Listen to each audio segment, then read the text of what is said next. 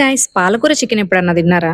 ఆకుకూరలు అంటే ఆవిడ దూరం వెళ్లే వాళ్ళు కూడా లొట్టలు వేసుకుంటూ మరీ తినేస్తారనమాట. ఒకసారి ఇలా ట్రై చేసి పెట్టండి. పాన్ లో ఆయిల్ పోసుకొని మసాలా దినుసులు వేసి ఆనియన్ ఇంకా పచ్చిమిర్చి వేసి కొంచెం గోల్డెన్ బ్రౌన్ వచ్చిందాక వేగనిచ్చి కొంచెం పసుపు వేసుకొని ముందుగానే పసుపు ఇంకా అల్లం వెల్లుల్లి పేస్ట్ ఉప్పు కలుపుకున్న చికెన్ వేసుకొని బాగా మగ్గనివ్వాలి. చికెన్ లో నుంచి వచ్చిన నీరంతా పోయిందాక ఉంచుకొని కారం వేసుకొని మంచిగా మిక్స్ చేసుకోవాలి. హాఫ్ కేజీ చికెన్ కి సుమారు 5-6 కట్టలు పాలకూర పడుతుంది. మంచిగా కట్ చేసుకొని వాటర్ లో కడిగి కళాయిలో వేసేసుకొని కదిలీకుండా మూత పెట్టేసుకోవాలి. ఒక 5 మినిట్స్ ఉంచేస్తే చూసారా ఎలా మగ్గిపోయిందో, మొత్తం మగ్గిపోతుంది అనమాట. తర్వాత కొంచెం పెరిగేసుకోవాలి. పాలకూర పచ్చి వాసనగా ఏదన్నా ఉంటే పోతుంది అనమాట. టేస్ట్ కూడా చాలా బాగుంటుంది. పెరిగేస్తే ఆ ఫ్లేవర్ యాడ్ అవుతుంది. ఇంట్లో ఎక్స్ట్రాగా వాటర్ కూడా ఏం వేయాల్సిన అవసరం ఉండదు, ఎందుకంటే ఆ పెరుగు వాటర్ ఇంకా చికెన్ లో ఉన్న వాటర్ ఊరి మంచిగా ఉడుకుతుంది అనమాట ముక్క. తర్వాత టేస్ట్ చూసుకొని ఉప్పు సరిపోకపోతే ఒకసారి ఉప్పు వేసుకోవాలి.